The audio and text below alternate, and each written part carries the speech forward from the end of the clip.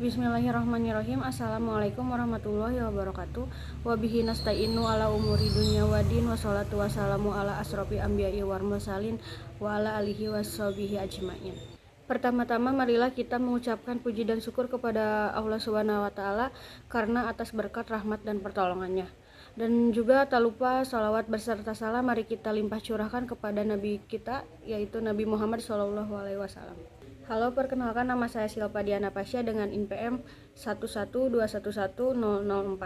Saya dari kelas C18 akan memenuhi tugas evaluasi tengah semester pendidikan agama Islam. Baik, selanjutnya masuk kepada inti pembahasan, yaitu tentang Marifatul Quran atau mengenal Al-Quran. Al-Quran sendiri berasal dari bahasa Arab yang berarti bacaan atau sesuatu yang dibaca berulang-ulang. Konsep pemakaian kata ini dapat juga dijumpai pada salah satu surat Al-Quran, yakni pada ayat 17 dan 18 surah Al-Qiyamah, yang artinya sesungguhnya mengumpulkan Al-Quran di dalam dadamu dan menetapkan bacaannya pada lidahmu itu adalah tanggungan kami. Karena itu, jika kami telah membacakannya, hendaklah kamu ikuti atau mengamalkan bacaannya. Dan Al-Quran ini adalah kitab umat Islam yang Allah turunkan kepada Nabi Muhammad SAW melalui perantaranya, yaitu malaikat Jibril. Al-Quran ini diturunkan secara berangsur-angsur, yaitu 22 tahun, 2 bulan, dan 22 hari, atau setara dengan selama 23 tahun. Al-Quran ini terbagi dalam 114 surat, atau lebih dari 6.200 ayat. Al-Quran adalah sumber petunjuk, hikmah, dan rahmat bagi umat manusia, khususnya umat Islam. Allah Subhanahu wa taala berfirman, sesungguhnya Al-Quran ini memberikan petunjuk kepada jalan yang lebih lurus. Quran surat Al-Isra ayat 9. Lalu selanjutnya ada nama-nama Al-Quran. Al-Quran ini mempunyai beberapa nama. Yang pertama, Quran atau yang dibaca. Allah Ta'ala berfirman dalam Quran surat Al-Isra ayat 9 yang berbunyi, sesungguhnya Al-Quran ini memberikan petunjuk kepada jalan yang lebih lurus. Yang kedua, kitab. Kitab atau buku atau yang ditulis. Allah Ta'ala berfirman, sesungguhnya telah kami turunkan kepada kamu sebuah kitab yang di dalamnya terdapat sebab-sebab kemuliaan bagimu. Maka apakah kamu tiada memahaminya? Quran surat Al-Anbiya ayat 10. Lalu yang ketiga, Furqan atau pembeda antara yang hak dan yang batil. Allah Ta'ala berfirman dalam Quran surat Al-Furqan, surat yang ke-25, yaitu ayat 1, yang berbunyi, Maha suci Allah yang telah menurunkan Al-Furqan, yaitu Al-Quran, kepada hambanya, agar dia menjadi pemberi peringatan kepada seluruh alam. Lalu zikru atau peringatan. Allah Ta'ala berfirman, sesungguhnya kamilah yang menurunkan Al-Quran dan sesungguhnya kami benar-benar memeliharanya. Lalu ada tanjil atau yang diturunkan. Allah Ta'ala berfirman dalam Quran surat Asy-Syura ayat 192, dan sesungguhnya Al-Quran ini benar-benar diturunkan oleh Robbi semesta alam. Lalu materi selanjutnya yaitu tentang fungsi Al-Quran. Ada beberapa fungsi Al-Quran, yaitu yang pertama Al-Huda atau petunjuk. Fungsi Al-Quran adalah sebagai petunjuk bagi manusia secara umum, petunjuk bagi orang yang bertakwa, dan petunjuk bagi orang yang beriman. Lalu yang kedua Al-Firqan atau pembeda. Fungsi Al-Quran adalah sebagai pembeda antara hak dan yang batil, yang benar dan yang salah. Dengan membaca dan memahami Al-Quran, maka kita dapat mengetahui mana yang baik dan benar dalam kehidupan kita. Yang ketiga, Al-Syifa atau penyembuh. Fungsi Al-Quran adalah bisa menjadi obat bagi penyakit mental.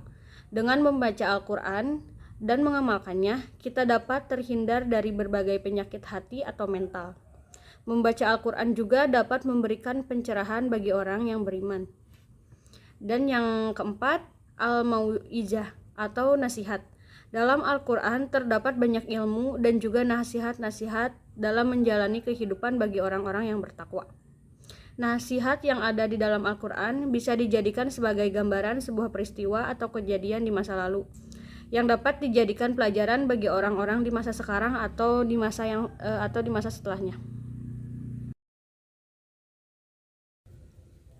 Lalu materi selanjutnya yaitu tentang keutamaan Al-Quran. Ada beberapa keutamaan Al-Quran. Yang pertama yaitu Al-Quran adalah mukjizat yang abadi. Dalam Quran Surat Al-Isra ayat 88 yang artinya sesungguhnya jika manusia dan jin berkumpul untuk membuat yang serupa Al-Quran ini, niscaya mereka tidak akan dapat membuat yang serupa dengan dia, sekalipun sebagian mereka menjadi pembantu bagi sebagian yang lain. Lalu yang kedua, bernilai ibadah bagi siapa yang membacanya. Barang siapa yang membaca satu huruf dari Al-Quran, maka ia akan memperoleh satu kebaikan, dan satu kebaikan itu dilipat gandakan menjadi 10 kebaikan. Aku tidak mengatakan bahwa alif lam mim itu satu huruf, melainkan alif satu, lam satu, dan mim satu huruf. Riwayat Tirmidzi dan Ibnu Mas'ud. Lalu yang ketiga, sebagai penawar atau obat segala penyakit. Manusia sesungguhnya telah datang kepadamu pelajaran dari Robmu dan penyembuh bagi penyakit-penyakit yang berada dalam dada dan petunjuk serta rahmat bagi orang-orang yang beriman. Quran Surat Yunus ayat 57. Dan yang selanjutnya, kitab yang dipelihara. Sesungguhnya kamilah yang menurunkan Al-Quran dan sesungguhnya kami benar-benar memeliharanya. Dalam Quran Surat Al-Hijr ayat 9. Dan yang terakhir, kitab yang diturunkan untuk seluruh alam. Maha suci Allah yang telah menurunkan Al-Furqan, yaitu Al-Quran kepada hambanya, agar dia menjadi pemberi peringatan kepada seluruh alam. Dalam Quran Surat Al-Furqan ayat 1.